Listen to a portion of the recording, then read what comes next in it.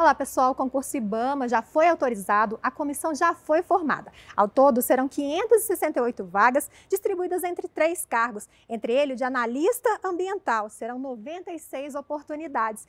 Por isso eu estou aqui na sede do IBAMA em Brasília para conversar com o Vitor Castro, que é analista ambiental, vai poder falar um pouquinho sobre o dia a dia da profissão, para que você conheça, quem sabe, aí o seu futuro cargo. Vitor, quero agradecer em seu nome, agradecer a você, também agradecer a assessoria, que acatou essa nossa solicitação de gravar a entrevista, certamente poder estudar, sabendo aí um pouquinho o que vai fazer no futuro cargo, é uma motivação a mais. Então, para a gente já começar, gostaria que você se apresentasse para as pessoas que estão nos assistindo. Meu nome é Vitor Castro, eu sou analista ambiental desde 2009, sou advogado de formação, mestrado em economia. Entrei no IBAMA pelo estado de Rondônia, fui lá para a fronteira com a Bolívia, em Costa Marques. Pouco tempo depois fui para Porto Velho, Brasília, passei um tempo em Boa Vista também, mas basicamente estou em Brasília há 10 anos. Então a gente tem essa rotatividade, poder ficar lotado em vários estados e cidades do Brasil, que é uma das vantagens também do cargo federal. E vamos falar um pouquinho sobre o cargo de analista ambiental ao longo dessa conversa. Só quero aproveitar uma curiosidade, você comentou que é formado em Direito. Quando a gente fala em analista ambiental, a gente pensa num cargo que talvez possa exigir formações afins, quando se fala em afins ao meio ambiente. Então, não é isso. O cargo de analista ambiental, ele vai exigir nível superior, mas em qualquer área de formação? Isso. Pelo menos os últimos concursos que tiveram, a formação de nível superior era aberta para qualquer formação, E a Política Nacional de Meio Ambiente, ela engloba uma série de atividades, uma série de habilidades também que o servidor precisa ter. Então, essa multiplicidade de formações também faz o órgão ganhar. A gente vai conversar um pouco mais sobre o dia a dia da carreira, mas antes eu queria saber de forma geral, qual a importância do IBAMA? O IBAMA é um dos executores da Política Nacional de Meio Ambiente, é o órgão federal ambiental, junto com o ICMBio. Então, ele executa diversas linhas de ação na parte de fiscalização, na parte de qualidade ambiental, licenciamento, regulação do uso sustentável da biodiversidade de florestas e também combate a incêndios e outras emergências ambientais. Então, isso é um leque enorme de atuações do IBAMA, por isso a importância dele estratégica, também pelo fato de ser o órgão da União, então um órgão que atua de forma transversal aí com estados e municípios. A gente já vai falar um pouco mais da carreira, mas o próximo concurso, ele deve oferecer 568 vagas, A gente vai dar um destaque aqui para analista ambiental, que é a sua carreira, mas ela não é a única aqui dentro do IBAMA, Quais são os principais cargos passíveis de entrada via concurso público? Certo. Nós temos hoje na carreira de especialista em meio ambiente os cargos de analista ambiental, analista administrativo, técnico administrativo e técnico ambiental. Os últimos concursos que nós tivemos foram para analista ambiental em 2013 e para técnico administrativo e analista administrativo em 2012. Nós não tivemos ainda concurso para técnico ambiental, embora o cargo exista dentro do órgão, por conta de servidores ainda que entraram antes de 1989, antes da criação do IBAMA. Então, servidores que vieram da Superintendência da Borracha, da Secretaria de Meio Ambiente, que antecedeu a própria criação do MMA, do IBDF, que é o Instituto Brasileiro de Florestas, que foi o coração aqui da criação do IBAMA. Então, esses técnicos ambientais, eles já estão, a grande maioria, em sede de aposentadoria, Muitos deles lotados nas unidades descentralizadas, junto às superintendências. E agora a gente está fazendo esse concurso também focado na reposição dessas vagas. Saber o que vai fazer é importante, mas na hora de escolher um concurso, o concurseiro acaba olhando a remuneração também. No cargo de analista, qual é a remuneração média inicial e quais os outros benefícios que podem ser atrelados a essa remuneração? Eu vou colocar mais ou menos de cabeça, porque eu não tenho esses números exatos, mas eu diria que para o nível médio está aproximadamente 6, 7 mil o inicial, e para nível superior aproximadamente 12 mil o inicial, aqui considerando a GEDAEM já como 100% de avaliação, Então já considerando a produtividade do servidor dentro do patamar exigido, todos os anos. A GEDAEM compõe uma parte significativa do salário, aproximadamente 40, 45% do nosso salário está linkado à nossa produtividade, Então é bom até a sociedade civil saber disso, o servidor público está ligado à sua produtividade no dia a dia aqui no trabalho.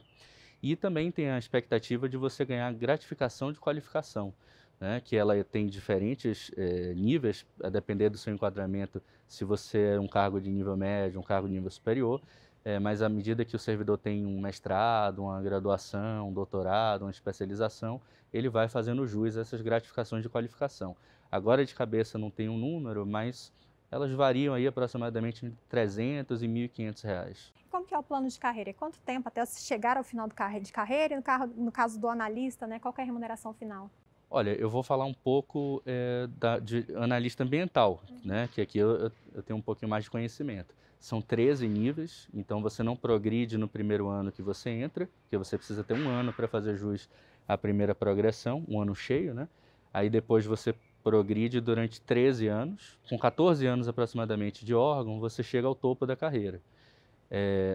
Eu diria que aproximadamente uns 40% a mais de salário quando você chega no topo da carreira. Então, comparando com o inicial, você joga aí aproximadamente uns 40%, é o salário que você vai ganhar no topo da carreira. Pode-se dizer que o topo da carreira então é relativamente até num tempo curto, né? Se todo ano há essa possibilidade, eu imagino que deve depender de critérios, mas há essa possibilidade, são 13, né, níveis, dá para chegar no final de carreira aí num tempo relativamente curto, se comparado aí a outros órgãos ou instituições. Mas a gente já sabe aí quanto ganha, agora eu quero saber o que faz, né? De forma geral, o que faz o analista ambiental? Como eu disse, o IBAMA tem áreas de atuação muito diversas entre si. Então, eu vou citar alguns exemplos, que são os exemplos mais significativos, digamos assim, representativos do trabalho do órgão.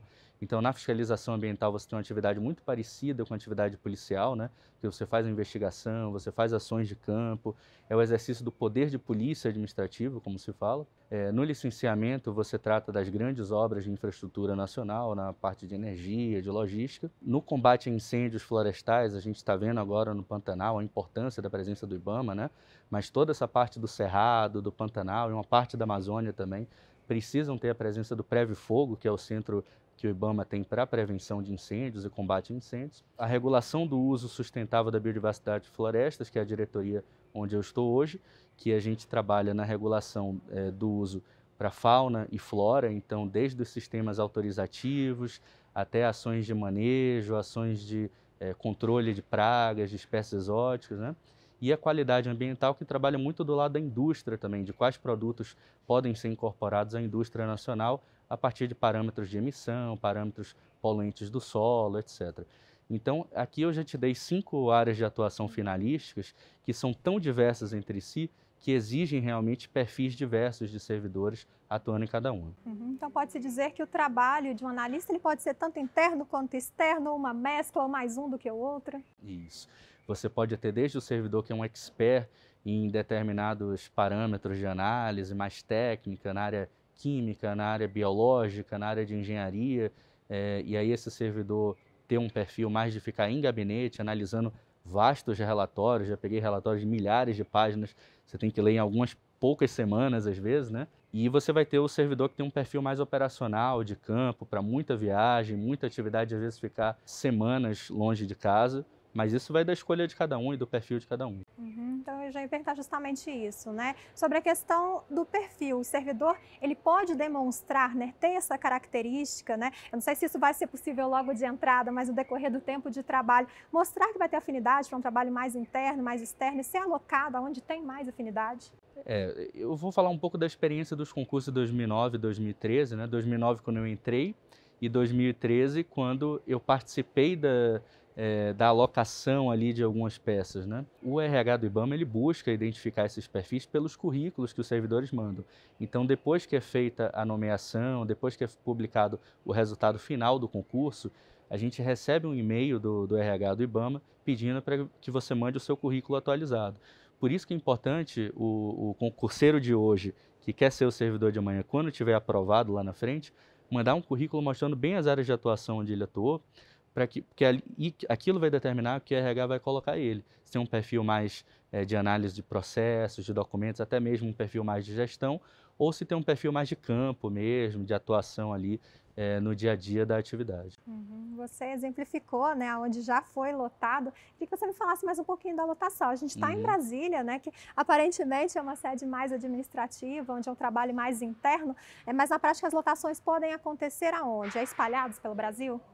Certo. Eu acho que assim, a gente ainda não tem a definição, porque o edital ainda está sendo formado, as discussões ainda estão acontecendo, né?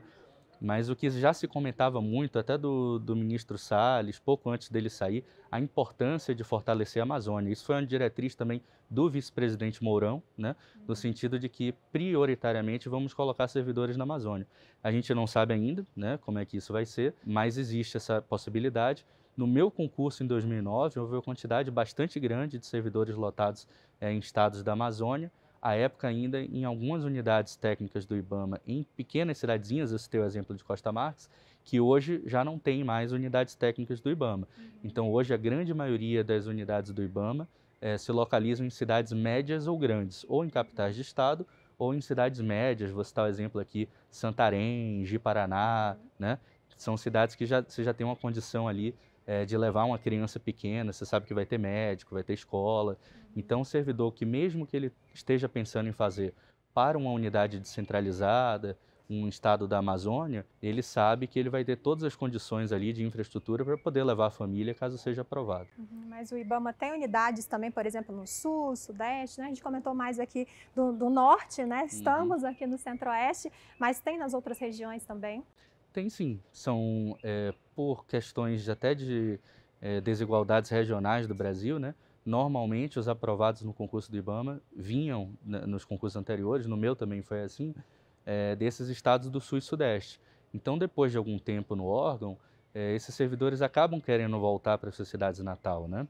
Então, superintendências mais do Sul e Sudeste costumam ter os servidores que já foram lotados na Amazônia um dia e que optaram por voltar para suas cidades natal. Como é o caso, inclusive, de Brasília, também isso acontece muito. O servidor vem para Brasília, depois volta para o Sul e Sudeste. Existe pouca expectativa que, para o Sul e Sudeste especificamente, possa ter uma alocação muito grande de vagas, porque essas vagas já foram preenchidas por servidores por meio de concursos internos de remoção, etc.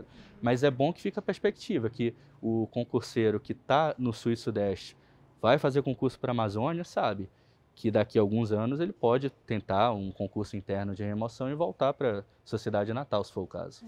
Então, eu vejo que no IBAMA não é muito diferente de outros órgãos federais, né? Como, por exemplo, Receita Federal, que a primeira lotação, né, vai ser depois de feito o concurso de remoção, então os servidores mais antigos terão preferência, né, de escolher para onde querem ir e as vagas restantes serão destinadas a concurso público, né? Isso. Na verdade, a gente ainda não sabe como é que vai ser essa dinâmica interna, né? Se vai haver mais alguma rodada de remoções internas, isso está indefinido. Mas vamos aguardar o edital, né? Eu queria que você falasse mais um pouquinho, né, sobre a carreira, mas agora tendo aí como exemplo a sua experiência, né, o seu dia a dia de trabalho como analista ambiental hoje, o que você faz no IBAMA? Certo, hoje eu estou na diretoria de uso sustentável da biodiversidade e floresta, então a gente trabalha com diversas linhas da manutenção do projeto Setas Brasil, que são as unidades do IBAMA que recebem animais resgatados de atividades de combate ao tráfico de fauna. Então você captura o infrator, né, resgata o animal e entrega nos setas para que os setas possam fazer o tratamento, depois a destinação daquele animal.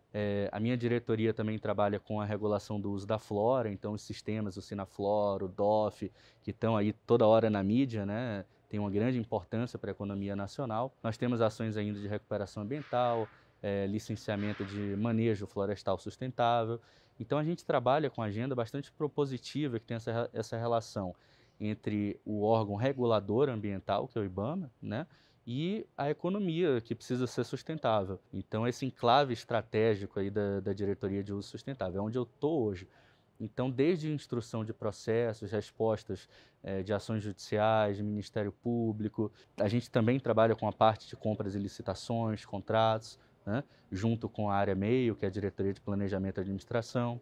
Então, é um trabalho realmente muito diverso e que pode, quem quer pode atuar em um monte de agendas ao mesmo tempo. Até por conta dessa situação que está na esplanada como um todo, a gente vê que não está sobrando servidor em lugar nenhum. Então, o servidor também que tem um perfil proativo e quer atuar em várias agendas ao mesmo tempo, ele pode também se disponibilizar para isso. Agora, em relação à jornada de trabalho, né, tanto para quem está num trabalho mais interno, quanto para quem está no trabalho mais externo, como que funciona essa jornada de trabalho? Existe a possibilidade de trabalhar em plantões também, né, uma vez que o trabalho externo pode exigir do servidor trabalhar em horários não comerciais, digamos assim? Sim, recentemente foi regulamentado no órgão a questão dos plantões, né, para essas atividades em campo. Às vezes, o servidor vai para uma operação de fiscalização ou vai para uma rodada de audiências públicas do licenciamento ambiental, para vistorias técnicas de campo na parte de manejo, programa Quelônios da Amazônia. Tem várias atividades em que o servidor, às vezes, sai do hotel na cidadezinha do interior, né? 6 horas, 7 horas da manhã e vai voltar 10 horas da noite, às vezes meia-noite. Por conta disso, o órgão regulamentou recentemente a questão desses plantões. Há servidores também da emergência ambiental que têm que ficar de sobreaviso. Você se recorda, há uns 2 anos, quando teve aquele derramamento de óleo na costa do Nordeste, os nossos servidores não tinham fim de semana nem madrugada. Qualquer hora você podia ser acionado para poder resolver ali as questões que foi um impacto ambiental muito grande, aquele derramamento de óleo. Existe essa possibilidade, mas claro que tudo isso é negociado, acordado com os servidores. Geralmente são servidores que se voluntariam, o IBAMA tem muito isso, desse espírito do servidor ser proativo, de se entregar à atividade, né? Então, muitos servidores se voluntariam também para essas jornadas mais extenuantes, por assim dizer. E quando a gente está aqui na sede, quando a gente está no nosso escritório, no nosso gabinete, são 40 horas de frequência, né, semanais. Isso é o que está exigido internamente. É exigido nível superior em qualquer área de formação, então a gente pode dizer que há um filtro sim na entrada, mas é um filtro muito amplo, né? Pessoas formadas aí nas mais diversas áreas podem concorrer a uma vaga. Você acredita que é preciso ter um perfil para de fato gostar de ser um analista ambiental? Seja um perfil, por exemplo, como ter afinidade com o meio ambiente, ser mais comunicativo, ser uma pessoa... Enfim, acredito que é preciso ter algum perfil de fato, ou todo mundo que for aprovado no concurso, né, vai se encontrar dentro do IBAMA? Olha, a Escola Nacional de Administração Pública, a ENAP, ela costuma dizer que você precisa ter o CHA, né? Que é competências, habilidades e atitudes. Então, quando a gente fala da formação profissional propriamente dita, né? Formação acadêmica, você está falando ainda na fase das competências. Mas as pessoas, até pela experiência de vida, às vezes quem teve um pequeno negócio, uma lojinha, às vezes alguém que já veio da iniciativa privada, que teve gerir um projeto, por exemplo, né? Vai desenvolvendo certas habilidades e certas atitudes que são tão importantes quanto a formação, né? Então a gente tem buscado, na verdade, aproveitar aquilo que o servidor pode entregar em termos de produtividade, dentro desse ramo enorme de coisas que tem para fazer, o que ele é bom em fazer, né? Então vamos tentar alocar as pessoas dentro daquilo que elas conseguem render melhor. Então, com certeza, qualquer formação é bem-vinda, né? Claro que a gente tem certas áreas de atuação que exigem uma expertise técnica em formações específicas e por isso mesmo o órgão tem esse mecanismo de incentivar mestrados, doutorados em áreas que são estratégicas para a nossa atuação, engenharia florestal, biologia, etc. E aí o aprovado, né, o concurseiro aprovado, possivelmente ele vai passar por algum treinamento, né, para de fato aprender ali o dia a dia da carreira. E como que foi no seu caso? No meu caso, eu fui da primeira chamada logo em julho de 2009. A gente foi para Rondônia, todo mundo ainda perdido, né, tomando posse ali, assinando documento, não sei o quê. Na semana seguinte, a gente já teve um treinamento para identificação de madeira, porque era uma pauta prioritária assim, da superintendência lá, tinha muita ação de fiscalização em cargas de madeira, né? Então, com uma semana, a gente já teve a primeira capacitação. Mas a capacitação mais estruturante mesmo, ela aconteceu 2 meses e meio depois, mais ou menos, né? Pegou todo o mês de outubro de 2009. Depois, quando teve a segunda chamada também, houve uma capacitação estruturante lá por meado de 2010.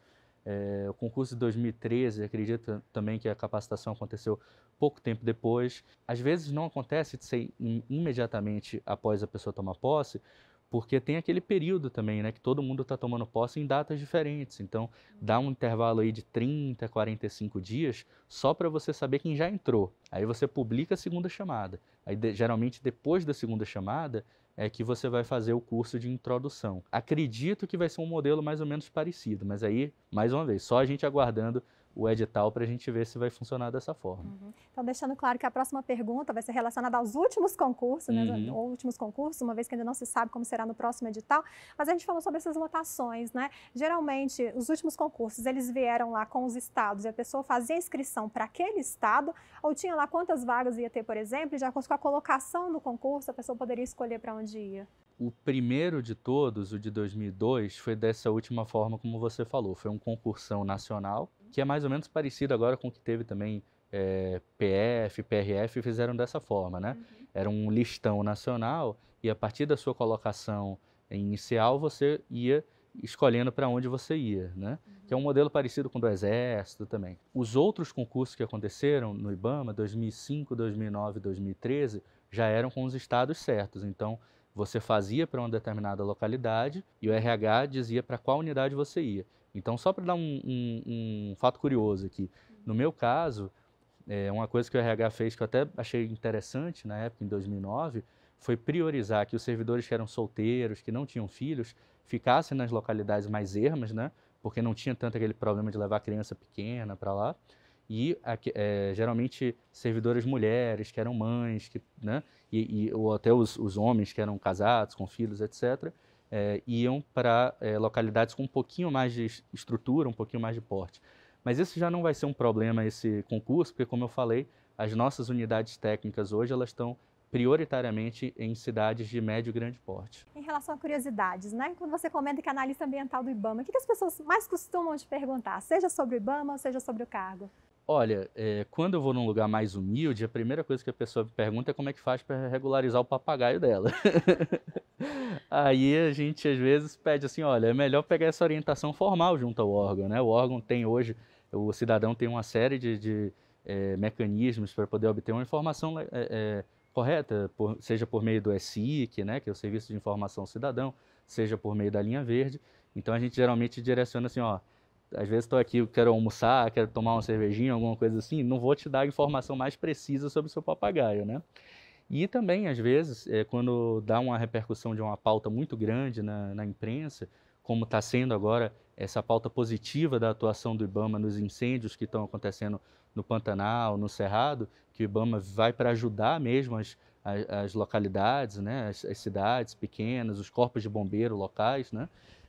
Então, nesses casos, as pessoas geralmente manifestam admiração pela atuação do órgão.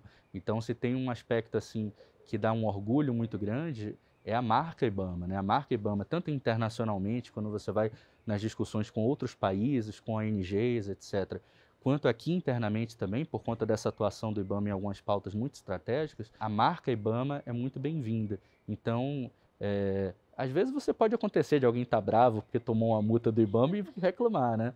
Mas geralmente as pessoas vêm para elogiar mesmo. E uma curiosidade, né? Você, pela sua formação, poderia atuar em vários órgãos, fazer vários concursos, por exemplo, específicos para a carreira jurídica, né? Você já conhecia o IBAMA? Foi uma oportunidade que apareceu, né? A gente sabe que essas entrevistas, assim, apresentando os órgãos, é algo recente, de você jogar lá na internet, achar uma entrevista onde vai ter um servidor, né, falando do órgão, falando do cargo. No seu caso, você já conhecia o IBAMA, já conhecia a carreira de analista ambiental, ou foi um concurso que apareceu, você fez e hoje dá para ver, né, que você gosta da carreira e se encontrou nela? Para mim, particularmente, foi um pouco o contexto, e muitos outros que fizeram o concurso de 2009 comigo, né? Porque naquele período de um ano, você teve concurso para o ICMBio, para a Agência Nacional de Águas e para o Ministério do Meio Ambiente e para o IBAMA. Então as pessoas já estavam meio que direcionadas a estudar para um edital da área ambiental. Então a gente foi meio que conhecendo naquele contexto, né? O IBAMA eu conhecia a marca, obviamente.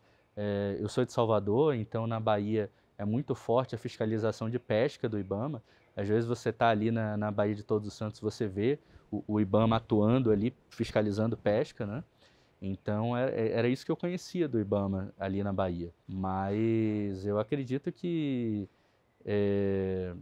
para as pessoas que querem pesquisar antes um pouco, também querem se interessar, o próprio site do IBAMA, que hoje está em migração, mas tem todo o conteúdo também no site antigo, ele vai ter diversas informações, a carta de serviços do IBAMA, também é uma fonte bem interessante de informação, porque ali você vê diversas agendas em que o IBAMA atua e os diferentes setores, né? Eu citei alguns aqui, mas é muita coisa.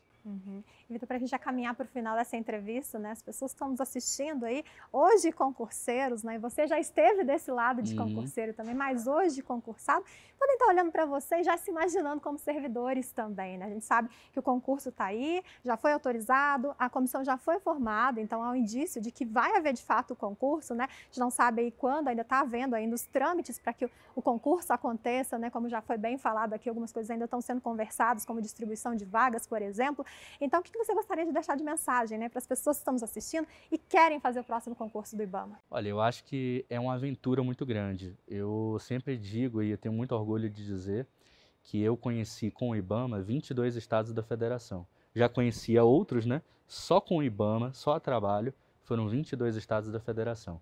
Então a gente entra no IBAMA, a gente conhece muito a realidade do Brasil. Às vezes a pessoa está em casa, no sofá, vendo televisão e passa alguma reportagem sobre a Amazônia, sobre o Pantanal, aqueles Globo Repórteres que passavam quando a gente era criança, lembra do Sérgio Chapelin? Mas no IBAMA não, no IBAMA você vai conhecer essa realidade lá de perto. Não apenas se você ficar lotado, também se você tiver em uma outra unidade, sempre tem operações de nível nacional. Então, uma das coisas mais legais do IBAMA é você ter essa disponibilidade para conhecer o Brasil inteiro, a trabalho, fazendo um trabalho sério, correto, de gestão ambiental, mas também tem esse lado positivo, que é você poder aprofundar o seu conhecimento sobre o Brasil na prática mesmo, indo lá. Vitor, eu quero agradecer mais uma vez a sua disponibilidade, quero agradecer também a assessoria de comunicação do IBAMA, né, que fez esse meio do caminho aí para que essa entrevista acontecesse, nos recebeu aqui na unidade em Brasília, na sede em Brasília. Então, mais uma vez, muito obrigada por conceder essa entrevista. Eu sempre falo que você estudar, né, de olho num cargo, já tem uma motivação a mais, mas estudar tendo certeza daquilo que você quer, assistindo entrevistas como essa, sem dúvida nenhuma, ainda mais motivador. Então, mais uma vez, muito obrigada. Obrigado. Valeu. E para você que está nos assistindo, você já sabe, se saber mais sobre o concurso IBAMA e também sobre outros concursos, é só acessar nosso site, estrategiaconcursos.com.br. Um grande abraço e até a próxima. Tchau!